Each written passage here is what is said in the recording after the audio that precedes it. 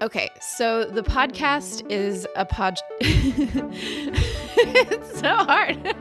So the podcast is called Public Display of Connection. It's a podcast where I have my favorite people on, and they bring a poem that they like, and then they read it, we discuss it, and then we get into more, maybe deeper conversations and intimacy, and talk about like where we connect and why we connect. And you might be thinking right now, hey, Aubrey, I don't like poetry. I don't get it. It makes me want to vom every time I look at it. And to that I say, maybe you just haven't read enough poems. Maybe you haven't read your poem yet that will really open you up to the idea of new ideas. And in the words of Walt Whitman, be curious, not judgmental. And you know, maybe you'll hear a poem that you connect with and you'll start racing to your local library or bookshop and screaming at the top of your lungs, where the hell is the poetry section? And I'll be waiting there in the next aisle, creepily watching you, saying, hey, I told you so, and I'll be happy for you. In this episode, we sit down with LA poet Karla Lamb. We discuss poetry as worship, pushing the envelope, queerness, subversive art. Karla reads us one of her amazing poems. And this is how I lost my voice, because I've been talking too much doing podcasts. Come along for the ride. Hi, thanks for coming here today and taking time on, is it Saturday? It's Friday. It's Friday. Yeah. I don't know anymore. TGIF. Thanks for coming over to my house. What is your name? Tell me about who you are and how you ended up on my couch. Well, thank you for having me. This is amazing and fun. My name is Karla. I ended up here because you invited me. And we met a couple of weeks ago, and we have a lot of mutual friends and a lot in common. Yeah. From like that first conversation we had. And it was like, you know, one of those conversations, like, it's kind of invigorating and refreshing because it's not every day you get to just like dive deep into like a like-minded person that appreciates like art and music and performance and like events and takes time out of their day to like support, you know what I mean? So yeah, that's how I ended up here.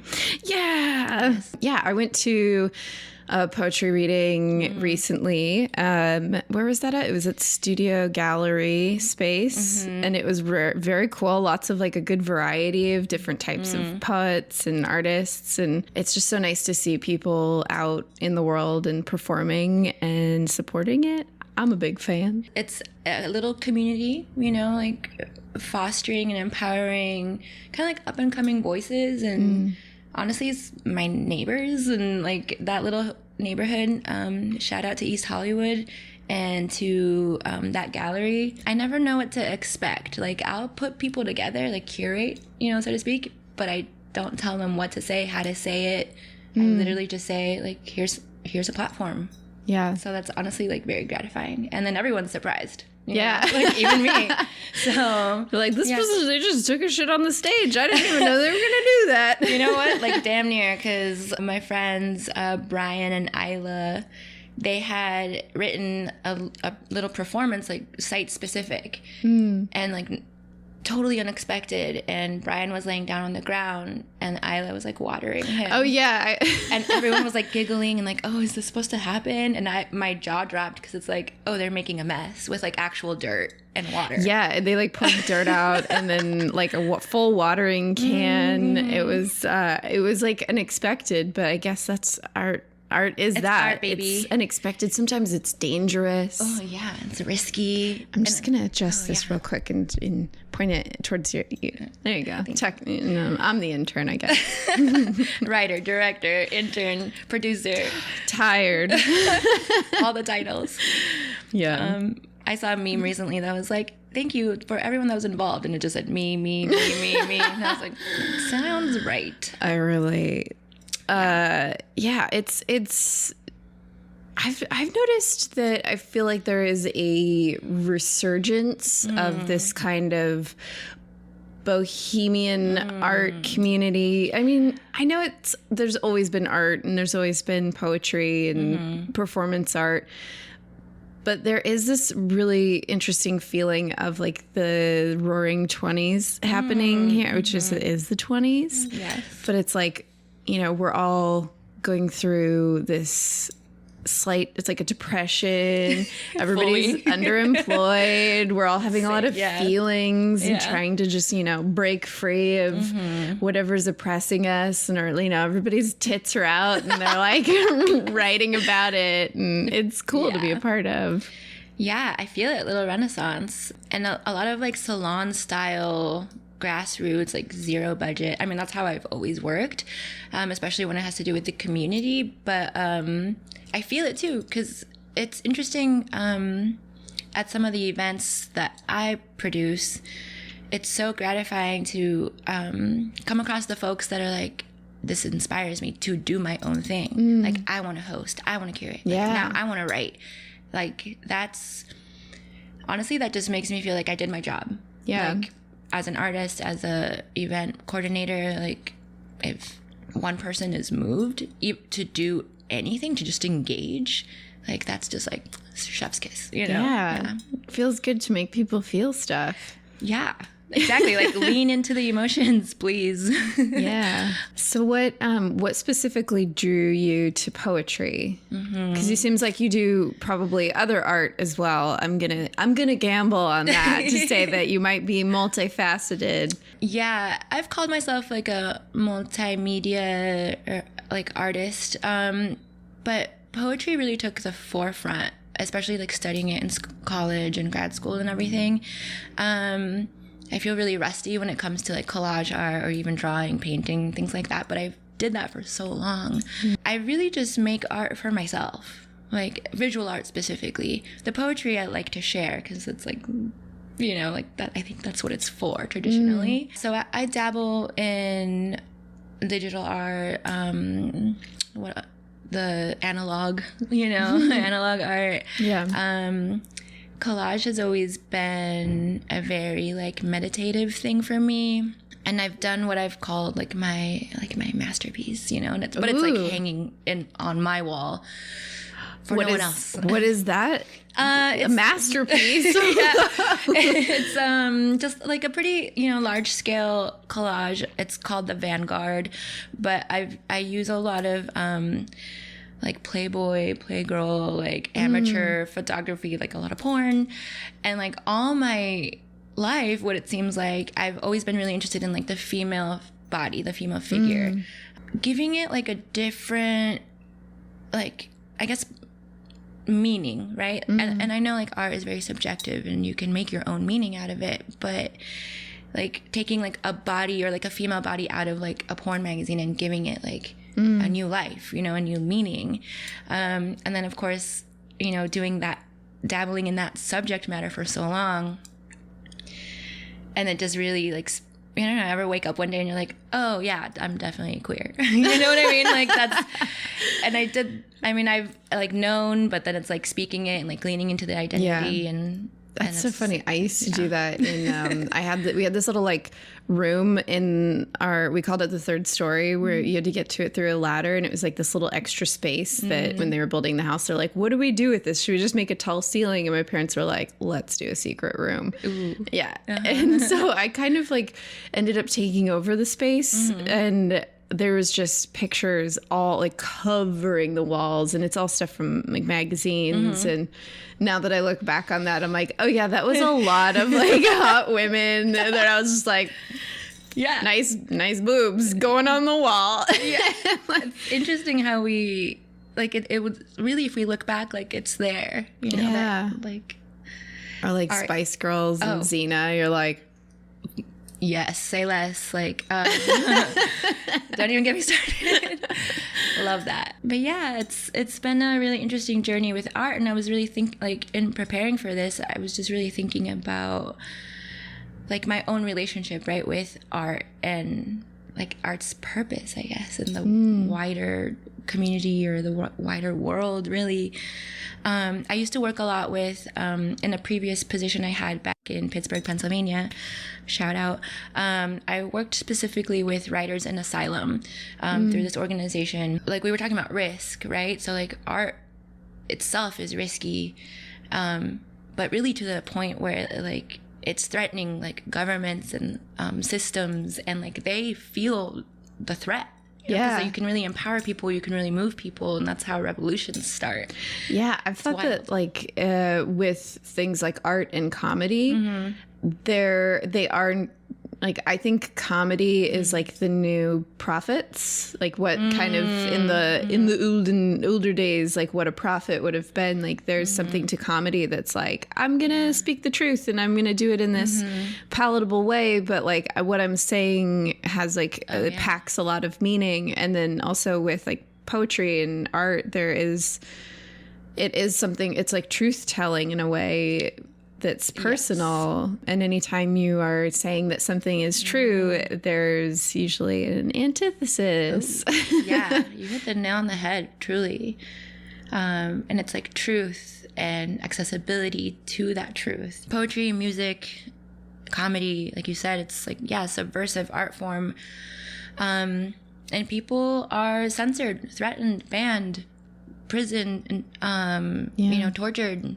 And especially in other countries, we really take a lot of, like First Amendment stuff for granted. But other countries that, like, I was just reminiscing about an artist I used to work with, Juan Zhan from China. And he was literally imprisoned for writing metaphors about nature. And the Chinese government was really like, nope, you're going to be in jail. Like, excuse me? It's just so fucked up that, like, any human can tell another human, like, other than, like, if, I guess they perceive it as hurting somebody else in some way. But it's like who says that you get to, like, all rules are made up. Some person in a room was like, these are the rules. And if you break them, then, and then, like, religion kind of, like, empowers those rules. But, I mean, some rules are good, like that you can't murder me, and yes, of course, whatever. But like saying something is that's just silly. Yeah. You hear me? China. Amazing. Don't come after me. Right. But yeah, as artists, like, what is our role in society? But specifically, like, what is my role and like what is my relationship? And I do feel that innate, like, reptile brain just being like, I need to express myself. Yeah. Any which way, And I found poetry, and I was always encouraged to just pursue, like, a little dream, little passion. My parents are both, like, romantic, literary folks, but I think life and, like, kids and all of the busy things that distract you and take that away from you. But they really encouraged it, and I remember being little and, like, looking at their bookshelf and, like, looking at their CDs, and, like, that's how I even was introduced to anything, I'm always jealous of people who do the same things as their parents, because it's like such an equipping thing where, like, my parents are different than me, so it's like they're just like, we don't know what you're doing. Sure, can't relate. Great. Yeah. I don't know. Like, but is that something you can do? But like, I'm always so jealous of that, where you can have that, like, mentorship. Yeah, a little bit of mentorship. I think they're jealous of me, to be honest. My dad was like, oh, you are doing what I wanted to do, Yeah. And he got into academia and like administrative stuff.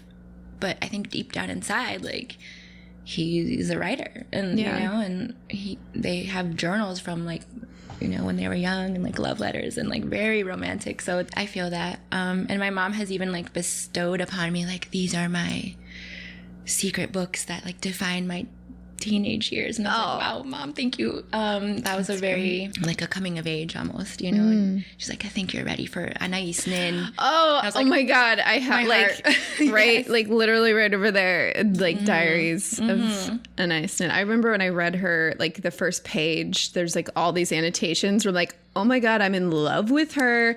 We're soulmates, separated by time. What the fuck? Like, really.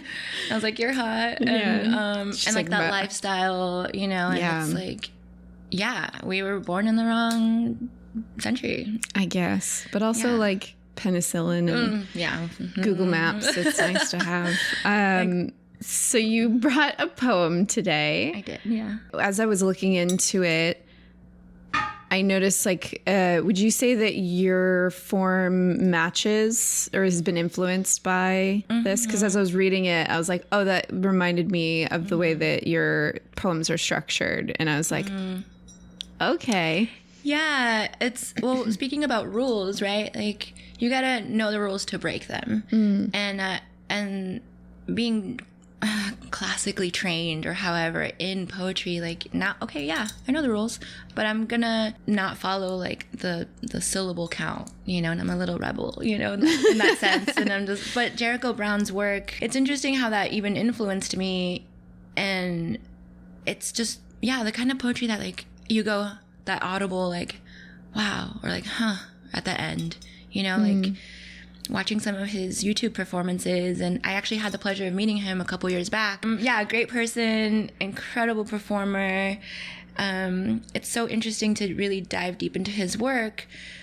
But as far as like, you know, a couple years later, reading the book and then like seeing something on the page and like realizing, not like an influence, like I want to do that, but it's like, I think I can do that. Or like even like, someone, I think I am that. Yeah, something along those lines, like maybe like even like permission, for example. A lot of my influences have given me like permission to explore content or explore form. And I recently wrote a poem called a crown sonnet. And I never knew I could, first of all, write sonnets. I mean, sure, like it's accessible. I could have, but I never like sat down to do it, and then I did. So it's just like that kind of permission. And then real quick, for the people who don't know, a sonnet. Yes, 14 lines, usually in couplets, and then there's like iambic pentameter, or every line has like 10 to 12 syllables, like a structure. Cool. But also I wrote this 5-page long poem syllable by syllable, but honestly it was such an interesting way to work within a structure. I don't know if this happens to you, but like so there's restraint, right? Yeah. But then it actually generates like creativity because you have to work within it. Yeah, it's like if somebody says like draw a picture and you're like, well, I don't know. Yeah. And they like draw a picture of a butterfly, you're like, cool, Yeah. got it. I know Right. how to do that. And then you can kind of jingly. Yeah, a little jiggly. So if you would like to read the poem, we can read that and then discuss more about it. Yeah, I would love to.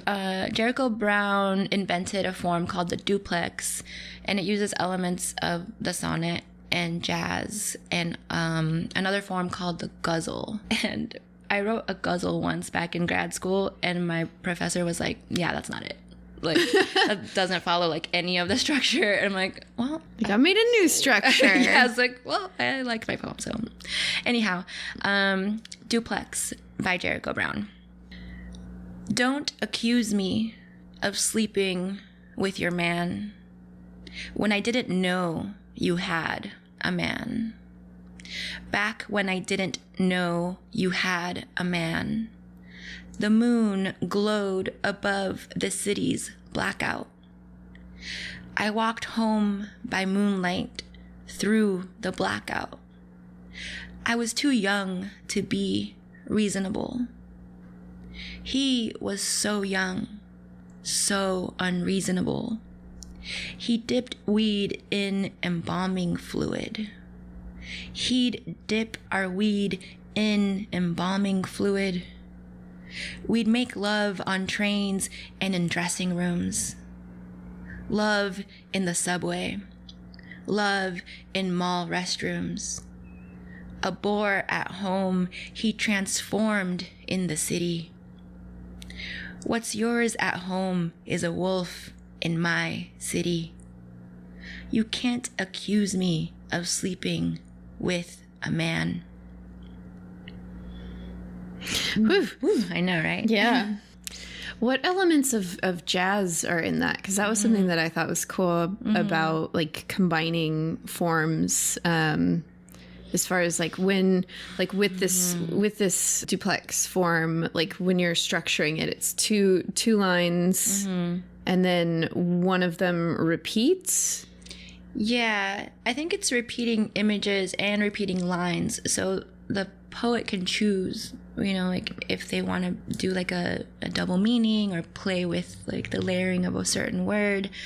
But I think the jazz element really is just like the cadence and the repetition and also a little bit of chaos, right? So like, I mean, I don't know much about jazz, but I believe that it's alluding to just like because there's a difference when I read it out loud and read it in my head, the grammar that's in there and the end stops and where the commas are, it really makes you go slow. And I think some of the, perhaps, and I'm just speculating here, some jazz is like fast and then slow, you know, and then it's like, and then there's like an enjambment, and then it's like I got the blues, I got the bubbly blues. You are so right. Yes, exactly. My jazz album is pending. So it's coming out soon. I'll announce it on the podcast. No, I'll be there. One thing I noticed was I feel like form is kind of a big thing. I don't know if this, I've always loved poetry and I studied it in school and stuff, but not in any sort of depth, but I've always written in kind of like my own ways. But I've noticed that it seems like that's kind of the thing, is like each poet is trying to like create a new form of it, and it's like that's like the signature now is form. It's like it's cool though, because it's like kind of a whole new way of looking at it. I think there's another poet that invented a form. Terrence Hayes invented his own form. I think it's called the Golden Shovel, and he takes a lot of Gwendolyn Brooks's work, and I think the Golden Shovel uses one of like Gwendolyn Brooks like lines and like fully integrates that into the new piece. As far as inventing forms, I think it's great. I'm honestly just starting to dabble in form. I've never considered myself like a formalist in any way. I'm very concerned about how a poem looks on the page, but I always thought that form was so restricting. But now I'm kind of into it. I don't know about inventing my own, but we'll see. Maybe. I wonder what it would be called.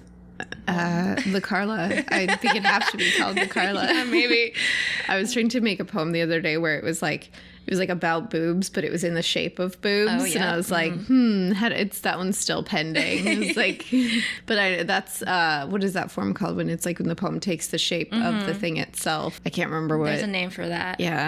Visual, or maybe something else. The poem that you just read, it invokes for me that feeling of being like the other person and having that person be mad at you, where like I'm not the person to blame here. And what about that? Is it the structure, the context, the feeling like that resonates with you personally? Honestly, the context, because he's talking about like a man that hurt, like you can't blame me for loving a man, or like a man has hurt me. And it's interesting, like a poet and the speak versus like the speaker of the poem, right? Like there's another movement really where some like implicating yourself in the piece, right? But it's like there's always that layer, that like poetic license that people talk about, and I sometimes hide behind too, because I write a lot about relationships and sex and life experiences, and then sometimes I'll hide behind this like poetic license. And I don't think Jericho Brown is necessarily hiding, but I was reading up on him the other day, and he's really asking the reader to notice what's between the lines and what's not being said, right? So like we can put our own meaning and kind of just and our own experiences into the piece. The piece itself is like salacious, right? It's a little sexy, a little like underground, and it's like two people that are like navigating a relationship. But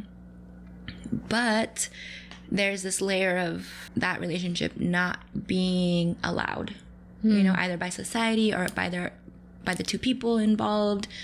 They're having sex in bathrooms, sneaky sex, and closets, you know. So you kind of wonder like, okay, what's going on? How come they can't be out or like in the open, Yeah. you know, so what's between the lines. I think that's the first layer of what resonated with me. And of course, like once I'm past that layer, like, wow, this poem really moves me, it really hits. Then I'll kind of read deeper, and my kind of like poet hat will come on and be like, okay, what's he doing here with the form? And then I'll even love the poem even more. Yeah. Because it's like that much richer, that much more like deep. That's what resonated with me. And really his work is, as a queer person of color, he writes a lot about injustices and violence and like societal and also towards the body, towards the self, and a toxic childhood. And I listened to his TED Talk, and the ones about his parents are like palpable. Yeah. And so much pain. So much pain, yeah. And it really transcends. And actually I was thinking about it some more, and it's not lofty work, you know, it's not like verbose or it's accessible. Yeah. Yeah. I love that. That's what I'm all about. I think it's cool to chew on things until they're like, there's a certain level of doing something that's complicated and super,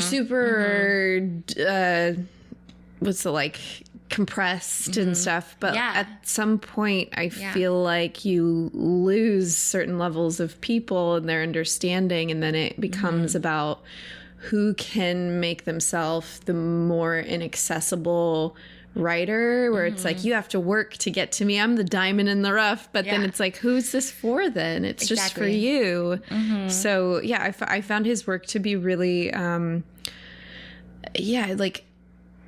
this kind of soft, gentle portrayal of pain in a way that felt not like he was past it, but in a way, like a very peaceful way of looking at pain and struggle and challenge, where it was like, I am going to be okay. Like kind of that voice that you talk yourself down with, but like, like a gentle, like compression of whatever these thoughts are, which I thought was cool. And it's like, that's what it is. It's like that meditation on what it is to think that way or process that feeling, and that form I feel like was helpful for that.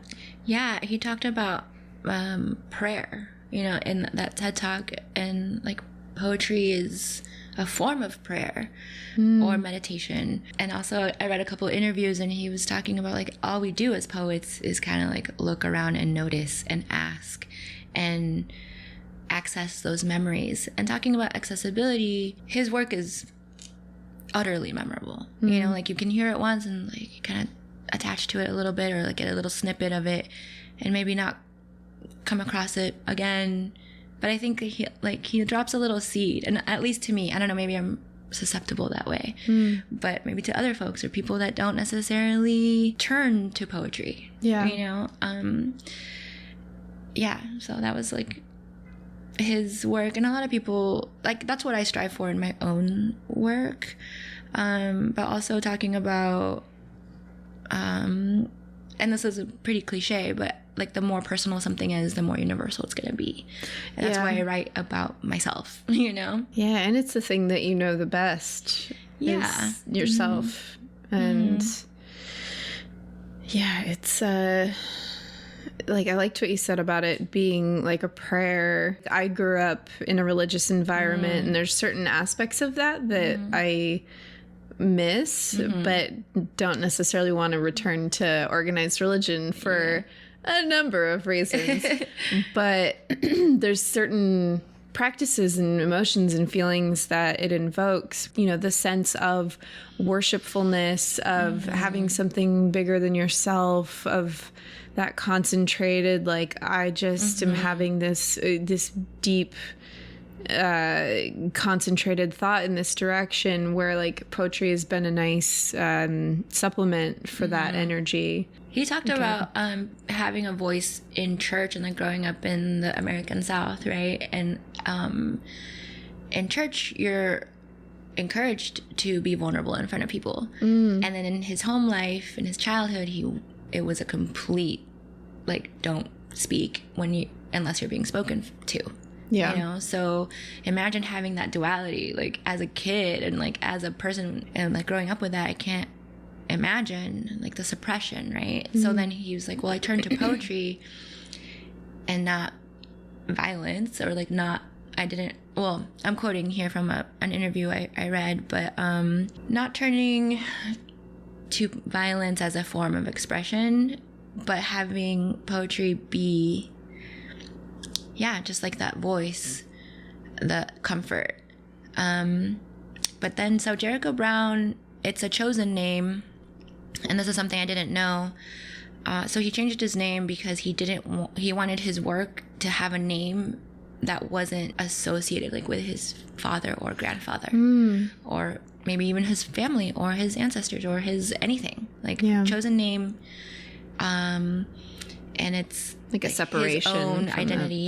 That's cool. And it's interesting, right? So like as a queer person, like sometimes I've hated my name, I hated my last name, people made fun of me a lot, but then I was like, oh, a lot of people have nouns as last names, and I think it kind of has a ring to it. So I have friends who are a queer couple, and they both decided on what their last name was going to be. And I don't think they've changed it legally, but they're like, oh, we want to create something new together, and not as necessarily. I think that they're part of it is like to get rid of negative things, but just kind of to consciously be like, we really want to just start over from scratch and create something new. It's like that. Did you watch Station 11? No. Oh. It's a show about where it's like the end of the world, like a virus happens, and then society, the remnants of it are starting over, and they're deciding whether they want to keep the old traditions and honor them. And then this other sect of people are like, no, we want to scrap everything and start over. And that's what the conflict is like whether we want to keep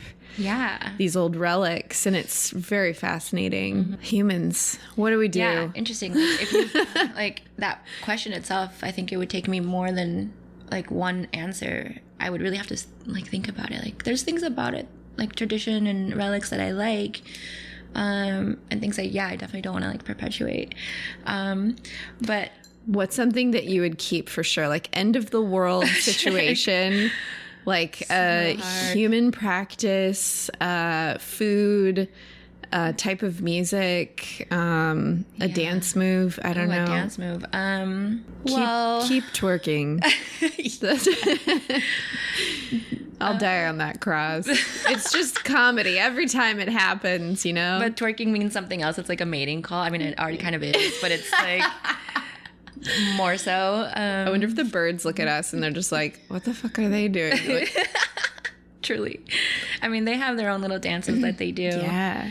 I don't know, my mind kind of went to like a verbal tradition, or like, I know like free bleeding is already a thing that people are doing. So I don't know if like we could translate that to like the new society. Yeah. I mean, I've got a lot of light colored furniture. I don't know if I can get on board, but I support the bleed other people, as long as they're not sitting on my couch. Yeah, not in here, but anywhere else. Hey, we'll put a tarp down. Yeah. One of those blue ones. Like we're painting or something. Yeah, that's a hard question. I think, food or music, but I think maybe those things are already gonna be there. They just seem so... It's like a time capsule. Ingrained in our...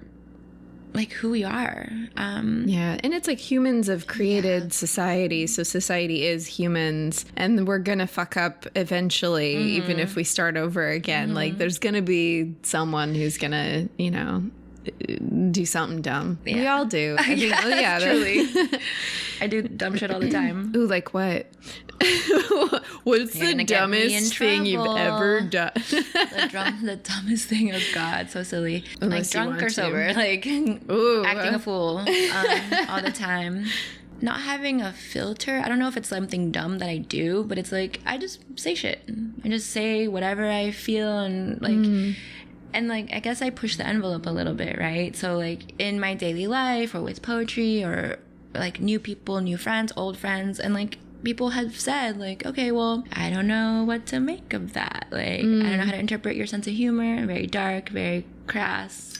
I'm like, well, I'm not for everyone, you know?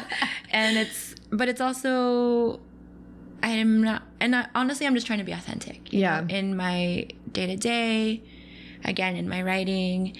And that can be intimidating, and it could leave a bad taste in people's mouths. And I don't know if it really falls under the category of like acting a fool. But yeah, like at parties, like going up to random people and asking them silly questions, like just for my own entertainment, really. Yeah. Yeah, I always juggle with that. Anytime we were working with extremes, it's never a good idea. So there's always like that balance there of like, okay, I'm not going to say this to this person just because like, you know, I respect their boundaries and their choices. But I have kind of touted the idea of like, what if I just spoke my mind? What if I was authentic completely? And the concept of like masturbation for me is something that I'm always like just fascinated with the concept of, and in society where I'm like, why is that such a bad thing? Like, why aren't people just walking around being like, you know, I'm just, I'll take 2 sirloins and like, we all have these like buttons on our body that are pleasure centers. And like, it's not weird if we're like, oh, I've got an itch. Ooh, I've got an itch. Let me scratch it. But that kind of exists within this bubble of like, that's weird and that's dangerous or that's like unsafe. But at the same time, some people are uncomfortable if you were to walk up to them and be like, you know. A little bit, I would also be kind of uncomfortable. But I think it's there's something about normalizing, like masturbation or self-pleasure or just being... Like, I don't need no man, you know? I don't need, or like battery-operated boyfriend, or like even just being... Shout out to Hitachi Magic Wand. Sponsor this podcast, please. Even being like a single person, you know? Like, right now I'm calling myself a rogue agent. Like, I love that. So I'm just like, like dating here and there, but essentially, I forget where I saw this person. I think it was a comedian, like talking about like self-pleasure, and they're like, why can't I just like, you know, do my little thing in the morning, drink my coffee, like rub one out and then go to work. Like, sounds amazing. Like couple minutes or whatever it takes, maybe more. And but why not when you're at work? If you're, you know, as long as you're not bugging anybody else, like if you're stressed out at work, like imagine how much happier we would be, right? And how much more like free. And I thought you were gonna say like messes, but no, I mean, honestly, I feel like we'd be happier, stickier. Less tense. We'd have like, you know, be like feeling ourselves all the time, like figuratively. But it also comes with like a litany of problematic stuff where it's like, you know, everybody's the whole like, oh, like been jerked off near on the subway where you're like, stop, like the sense of control. It's like one of those kind of utopia dreams just to have everybody walking around jerking off all the time. But I just want more pleasure for people. That's all I want. Honestly, same. It sounds like we're about to start a cult, actually. Sounds like that's like the premise. I mean, it's come up before. On the last episode, we were talking about just wanting to like move to Spain. And I was like, let's start a cult. They're like, why is that the thing? They're like, why not just move to Spain? Why does it need to be a cult? But it's just, I think it's the community aspect that I desire, and the liberation and, you know, sometimes sexiness is fun, but where we could just do art and each other all day. Like, I dream of that utopia. And if you're wearing all the same color, think of the laundry loads. Like, you don't have to separate out your like colors and lights, and you if everybody's wearing red robes, you don't have to worry about turning a sock pink. Problem solved. I'm gonna think about that for a while, and I'll hit you up when we're ready to start. I'll let you know. We'll do dual cults. Our cults will join. Would you like to read the Jericho Brown poem one more time? Sure. I like to read it again once we've kind of discussed it, so that people can really get a sense of it.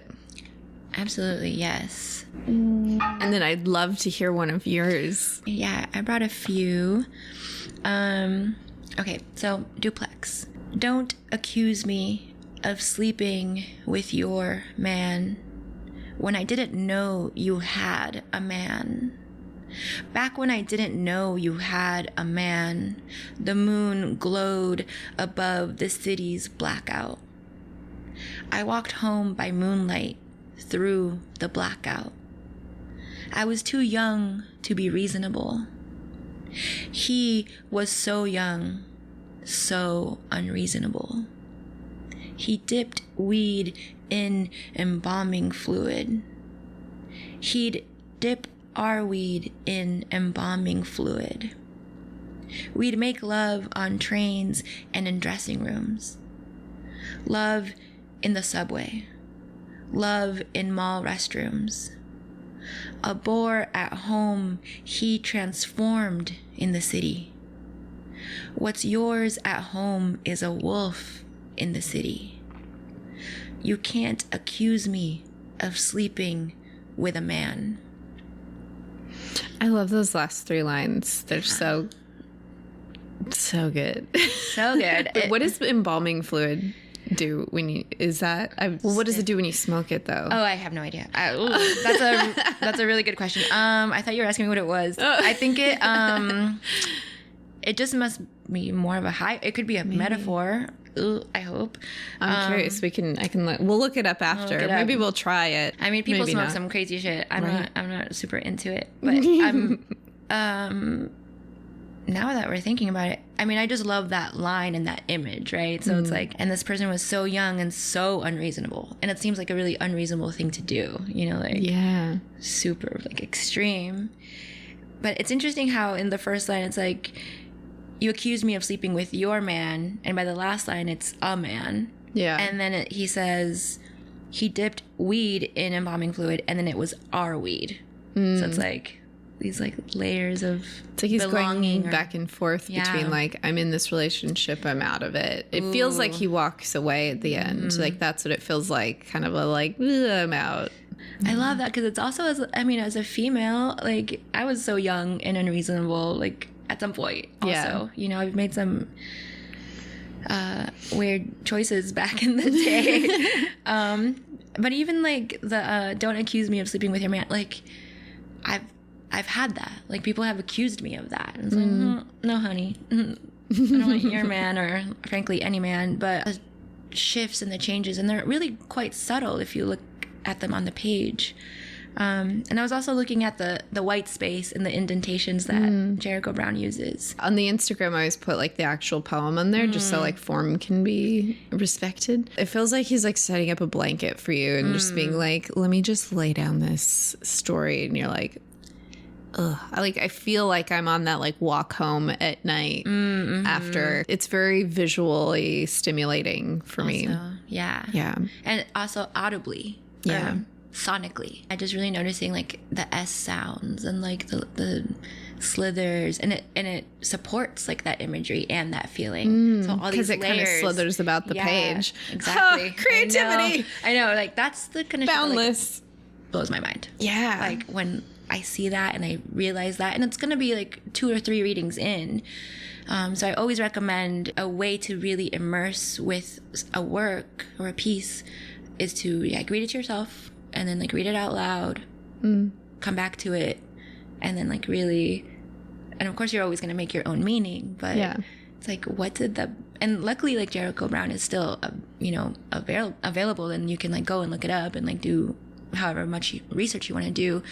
So I have this belief that like a work should stand on its own, right? And it has my name on it, sure, and it has Jericho his name on it, but really this poem is out in the world existing on its own, and that's another thing I think about. Yeah. It's definitely not scary, like, but there is a sense of, it's like you're giving birth to a person and being like, don't get arrested. Yeah. And I use that too with like this, like these poems are my offspring. This is what I'm giving to the world. Yeah. Like, oh my God. I literally wrote that down before where I was like, I think I'm at peace about not having children yet, because I feel like the work that I do is that in its nature, where I feel like I'm contributing something to the ethers of humanity. I hope. I don't know. Of course you are. Yeah. That's like going to be your legacy. Yeah. which is kind of an intense thing to think about, but also like how we were talking about like society and like our role. And I was I saw this like commercial kind of for another podcast, and it was talking about a voluntary group, speaking of cults also, so a voluntary group that is all about the environment, but this group is saying like no more like procreation, like no more human procreation, and every time like we decide not to do that, like the like nature gets better and the earth heals and all this stuff. Oh yeah, there's too many humans. That's I have a firm belief, like not that we should necessarily go around getting rid of anybody, but like right, there's too many people. Like have you ever driven the 10 at 5 o'clock from like Santa Monica to downtown? I could, half of those people could be gone and I would be grateful, but like I'm not about, you know, any sort of deletion, but at the same time, like we need to slow down. I'll make some books and not some babies, and honestly, I really like, I look around and essentially I really appreciate and love like humanity. I think it's beautiful. It's complex, it's diverse, it's all these things, and it informs me and who I am and like my work, and like look at what we create. I love people. Truly. I like talking to people. They're great. Would you like to share one of your babies? Yes, definitely. I was influenced by Jericho Brown, and I attempted to write a Duplex poem. So this was 2020, like post-pandemic. I was in a long-distance relationship, and it was so, not that has anything to do with this poem. I think it was just like context. But I wrote a series, and these 3 poems do like speak to that time in my life. But I'll just read one. Oh, do they go together? Yes. Yeah, read it. Do it. Nobody's stopping us. I'm the producer here. Duplex, after Jericho Brown. The empty security line at LAX. The masks we pull down to kiss. The masks we all pull down to kiss. Congrats, autocorrects to confess. Congrats automatically corrects. Crying to que será in the lift. Sly and the Family Stone hit different. Text. Last week I got pregnant. I was pregnant these past few weeks. Applying lipstick without a mirror. The audacity of an antique mirror. Quarantine sex, petrichor, red lips. Quarantine mirror selfie sexed. The empty security line at LAX. So another duplex. Another sockless winter. I want to coffee. I want to gluten. I want to coffee. I want to gluten. Yes, I finally like my tits. My tits are finally avocado size. I run a knife down my side. Every time.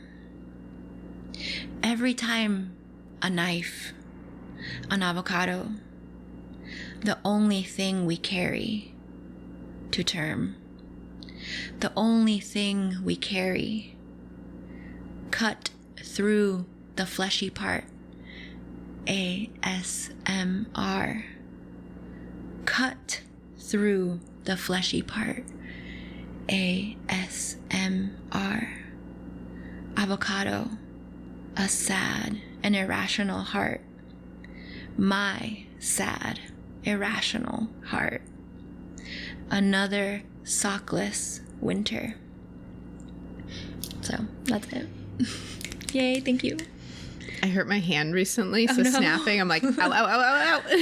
I've never been good at snapping.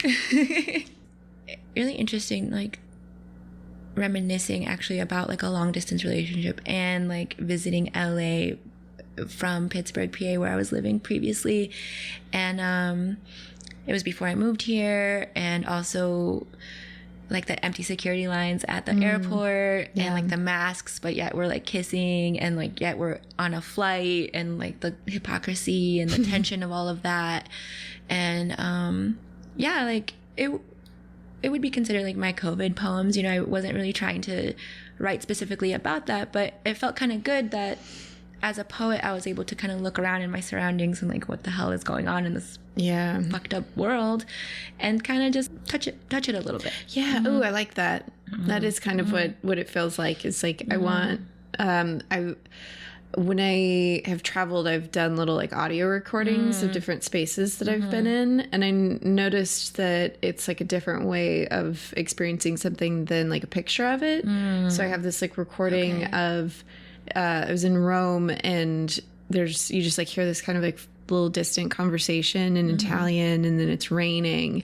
And there's like someone playing guitar off in the distance. And I recently listened to it again, and I was like, whoa, I'm there. I'm transformed into this space in a unique way where it's kind of what a poem at times can feel like, is like you're like setting a scene and painting a scene verbally, and it can really take you into the space in a different way than just like, oh, this is the airport, but it's taking you into it, like into your mind as you see it, and also contributing your emotions to it, which is beautiful. Absolutely. And it is one of the things that, you know, they teach you in school, in like poetry school, like show versus tell. But I remember specifically one of my professors was really just like slow down in that scene, like stretch it out, you know? So I do try to do that, you know, because and we were talking about like giving the reader work, right? Like, how much work do you want to give your reader? Yeah. And that's a question, like existential question, like we each have to ask ourselves, because I don't want to hold your hand as my reader, but I want to take you with me, you know? So it's a very interesting, like, you can either choose to come on this journey with me or the speaker or the poem or however, or you cannot. And like, am I doing my job as a poet when I give you just enough, or write like a metaphor? And like, I don't really necessarily write in metaphors, but I have this poem. It's about like a condom being broken like inside of my body, but a lot of people, and I don't say that explicitly, right? So a lot of people think that it's about abortion. So I really had to ask myself, like, am I doing the work as a poet, because people aren't understanding it, like it's not clear. But then you have to decide, you know, like, well, I'm not going to change it, or I am going to change it. Like, is the poem done or not? And that's done, it's published, but it's like different versions of it, and maybe that's something in it too, of like being misunderstood. I love like exploring poetry in like with somebody who knows more about it and has like kind of a wider breadth of knowledge, but at the same time like is not pretentious in their approach, which it's like, I think that's what's kind of like necessary for people to find it and explore it. But I'm really glad that you shared and brought, and I feel like I learned something through this experience. I feel like I'm learning something through every guest that I have on, which is like, I'm enjoying it. I hope other people are enjoying it. You know, absolutely. That's what it's about. It's okay. You know, that's what you're learning too. It's like, I love learning every day. The more you know. You know? Shooting star. No, it truly is. But also, I've always had this philosophy of poetry for the people. And, like, poetry for, like, it's empowering, like, as a female, as like, just, we need it. I think more people, and I think that's the purpose of this platform, you know, like, more people should really tap in. And learn tap about on it. in. Tap that. How would people find you if they were looking for you? How can they hunt you down? Please stalk me. My address. So I'm at Vinyl Owl on Instagram. I'm there a lot. I also have a website, karlalamb.com. I'm around, like, hit me up. But you do readings around LA and elsewhere. So. And we're doing a reading together. Yeah, on the Sunday. 6th. Yeah. I have another reading coming up on the 20th at Vegan Coffee, I believe it's called. It's Cool. a new little coffee shop. And speaking about platforms and empowering people and like friends and like femmes, really, I've curated an all-female lineup, and I'm calling it Yonic Poetics. And a lot of people like don't know what Yonic means. It's oh yeah, baby, like get vagina. it. Yeah, look it up. Learn. Maybe go on the private Google search if you're on your work computer, and then fucking Google that shit. I love incognito, honestly.